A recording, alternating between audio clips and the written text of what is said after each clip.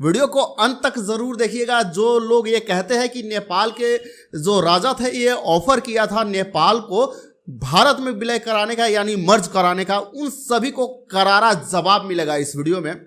कई सारे लोगों को तो पछवाड़े से धुआं भी निकलने वाला है, तो वीडियो को लास्ट तक जरूर देखिएगा। दोस्तों, इंडियन कई सारे मीडिया ने इस न्यूज को लिखा, वो भी एक ही टाइम पर। ये न्यूज कब आया? जब नेपाल ने लिपुलेख, लिम्पियाधुरा और काला पानी को लेकर विवाद सामने लाया कि ये हमारे एरिया है, ये भारतीय नक्शा में क्यों आप लोग दिखा रहे हो। तब जाकर ये न्यूज़ आने लगी कि भाई नेपाल तो पहले ही चाहते थे कि भारत में मर्ज हो जाए। नेपाल के राजा ने प्रपोजल भी लाया था, लेकिन उस वक्त के जो फॉर्मर प्राइम मिनिस्टर थे नेहरू जी, उन्होंने इस चीज़ को एक्सेप्ट नहीं किया, यह कहकर कि नेपाल एक इंडिपेंडेंट कंट्री है, उसे इंडिपेंडेंट ही रहना चाहिए।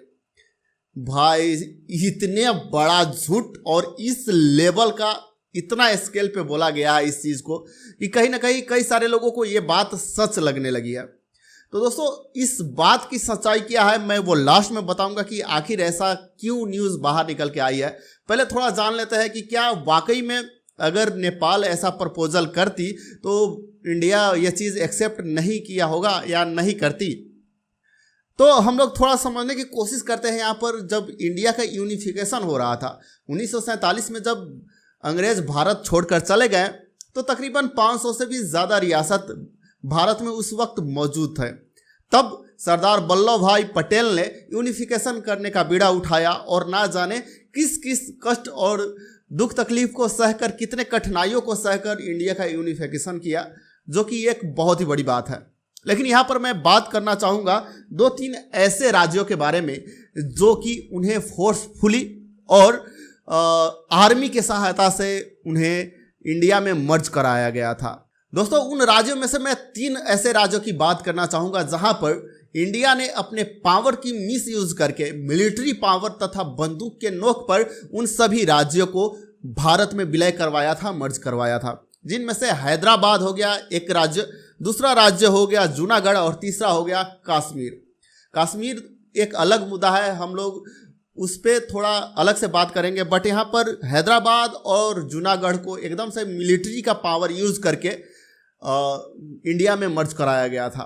तो क्या आपको लगता है कि ऐसे नेशन जो मर्ज कर रही है, अपने देश को यूनिफिकेशन कर रही है, उस वक्त में नेपाल की तरफ से यह प्रपोजल गया हो कि हमें आपके स्टेट बनना है, हमें एक नेशन की तरह पर ऑपरेट नहीं करना है, हमें नेपाल एक देश नहीं बल्कि भारत का एक स्टेट चाहिए, और वहाँ के प्रधानमंत्री उस वक्त ये कह के रिजेक्ट कर देता है कि भाई आप इंडिपेंडेंट ही रहो, नेपाल एक इंडिपेंडेंट कंट्री है तो अच्छा है। जबकि हैदराबाद, जूनागढ़ और कश्मीर अलग देश रहना चाहते थे और कई तो पाकिस्तान के साथ भी जाना चाहते थे। उन्हें मिलिट्री के पावर यूज़ करके इंडिया में मर्ज कराया गया। वो देश ये कहे कि नहीं भाई, मुझे आपकी देश नहीं चाहिए, आप मतलब इंडिपेंडेंट ही सही हो। ये थोड़ा आपको नहीं लगता है कि ये बनावटी बातें हो गई है? दोस्तों, ये न्यूज़ भी कब आई? पहले हमने जब स्कूल कर रहे थे, हम लोग स्कूल में कभी भी नहीं सुना था कि नेपाल ने भारत को ये प्रपोजल दिया था कि यूनिफिकेशन, मर्जिंग कराया जाए नेपाल को भारत में। ये हमने कभी भी नहीं पढ़ा। ये चीज़ें आई कब?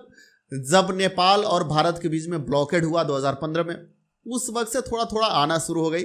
और 2019 में जब भारत ने अपना मैप जारी किया था जिसमें लिपुलेख, लिम्पियाधुरा और काला पानी को एक ही मैप में दिखाया गया था, भारत के मैप में, तब जाकर ये विवाद खड़ा हुआ और नेपाल ने अपना भी नक्शा जारी किया। तब जाकर ये कहीं ना कहीं मीडियाबाजी होने लगा। सारे लोग कहने लगे अरे आप लोग क्या बोलोगे, नेपाल तो चाहती थी पूरा नेपाल ही भारत का हिस्सा बने।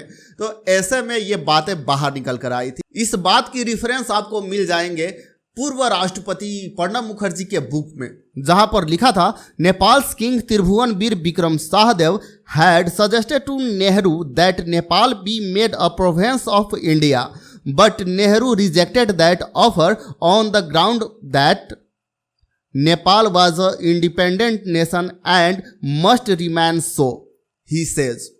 दोस्तों, ये बात कह के नेहरू जी ने रिजेक्ट कर दिया कि नेपाल एक इंडिपेंडेंट कंट्री है कहकर। दोस्तों बात करें हम लोग गूगल की, तो गूगल पे अगर हम लोग सर्च करते हैं तो अब गूगल वही चीज़ें ला कर देती है जो कि वेबसाइट पे कोई भी, अगर आप नेपाल की इसी बात को लिखकर अगर वेबसाइट पे अपलोड करते हो तो गूगल उस चीज़ को आपके सामने ले आकर रिजल्ट दे देगी। तो हम यहाँ पर यूज़ कर रहे हैं चैट जीपीटी की, जो कि सेकेंडों में लाखों रेफरेंस को लेकर आपके सामने तथ्य रख देती है। तो दोस्तों ये सेम क्वेश्चन हमने चैट जीपीटी के साथ भी किया, तो देखिए ये आंसर आया, चैट जीपीटी ने ये आंसर दिया। जब हमने चैट जीपीटी से ये पूछा कि did king Tribhuvan want to merge Nepal with India, तो यहाँ पर चैट जीपीटी ने जवाब दिया, no, king Tribhuvan of Nepal did not want to merge Nepal with India. दोस्तों ये आर्टिकल आप लोग पॉज करके भी पढ़ सकते हो, तो यहाँ पर साफ साफ आपको जवाब मिल जाएगा कि इस बात की कहीं भी डॉक्यूमेंटेड प्रूफ नहीं है कि नेपाल ने ये प्रपोजल भारत को दिया था कि नेपाल एक स्टेट की तरह रहना चाहती है, भारत के साथ मर्ज होना चाहती है। तो दोस्तों सच्चाई क्या है आखिर कि त्रिभुवन ने जब नेहरू जी को ये ऑफर दिया तो रिजेक्ट क्यों उन्होंने कर दिया, या रिजेक्ट किया भी या नहीं किया, या प्रपोजल किए भी या नहीं किए। तो सच्चाई यह है दोस्तों कि नेपाल में जब राणा की शासन चल रही थी उस वक्त नेपाल के जितने भी मोनार्की थे, किंग त्रिभुवन और महेंद्र, सभी अपने परिवार के साथ दिल्ली में रह रहे थे। उस वक्त तत्कालीन प्रधानमंत्री नेहरू जी के साथ उनका गेटिंग टुगेदर था, पार्टी हो रही थी वहाँ पर, वो लोग ड्रिंकिंग कर रहे थे। ड्रिंकिंग करते वक्त ही किंग महेंद्र को नेहरू जी ने कहा कि आप ऐसा क्यों नहीं करते कि नेपाल को भारत में आप विलय करा दीजिए और एक हिमालयन प्रोविंस के नाम से उसे एक अलग से प्रोविंस हम लोग कर देते हैं। तो यहाँ पर किंग त्रिभुवन ने बिना देरी लगाए हुए कहा, मुझे मंजूर है, आप नेपाल को भारत में विलय कर दीजिए, बट मेरा एक शर्त है, जब नेपाल भारत में विलय होगा तो विलय होने के साथ ही उस देश का नाम, पूरे जो भारत और नेपाल दोनों मिलकर जो देश बनेगा उस देश का नाम नेपाल होना चाहिए। जब इतना बात सुने नेहरू जी तो वो मुस्कुराने लगे। हालांकि ये चीज़ें भी कई सारे जो इतिहासकार हैं वो बताते हैं, ये कहीं पे डॉक्यूमेंटेड नहीं है।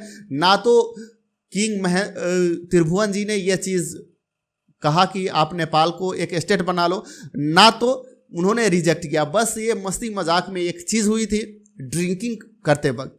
तो जो लोग इस चीज़ को लेकर फैक्चुअल बिना फैक्ट जाने हुए ये चिल्लाते रहते हैं कि अरे यार आप नेपाल के लोग क्या बोलोगे, नेपाल तो एक समय में भारत का हिस्सा होना चाहता था। भाई साहब आप एक बात बताओ, जब भारत गुलाम था अंग्रेज का, उस वक्त नेपाल इंडिपेंडेंट था।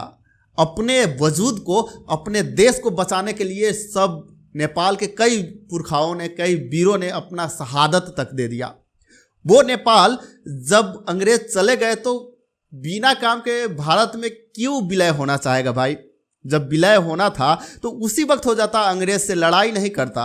वो लोग जिस तरीके से सुगौली संधि किए, एक एक खून का कतरा बहा दिए, वो लोग तो पहले ही कर लेते, उतना बड़ा लड़ाई लड़ने की ज़रूरत ही नहीं थी ना।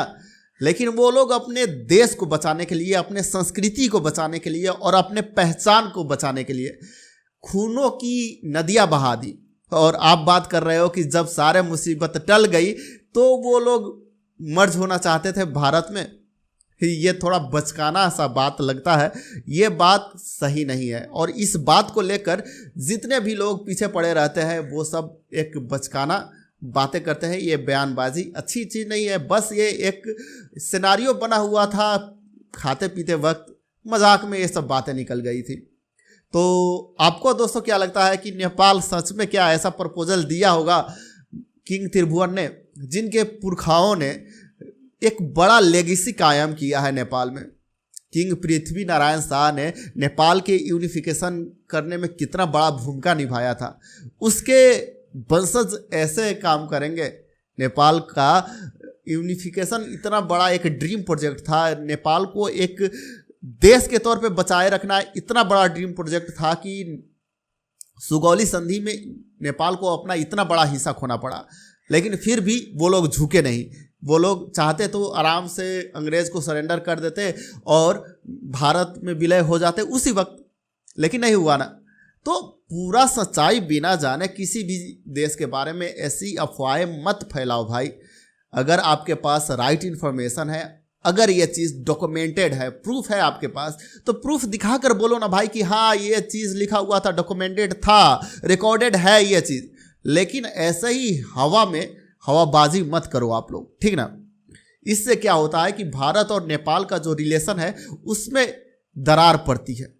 आपको क्या लगता है दोस्तों, ये बात सही है या नहीं? कमेंट करके जरूर बताइएगा। और वीडियो पसंद आया हो तो वीडियो को लाइक कीजिएगा। मैं मिलूंगा आप सभी से नेक्स्ट वीडियो में एक नए टॉपिक के साथ। तब तक ख्याल रखें अपना और अपने चाहने वालों का। धन्यवाद।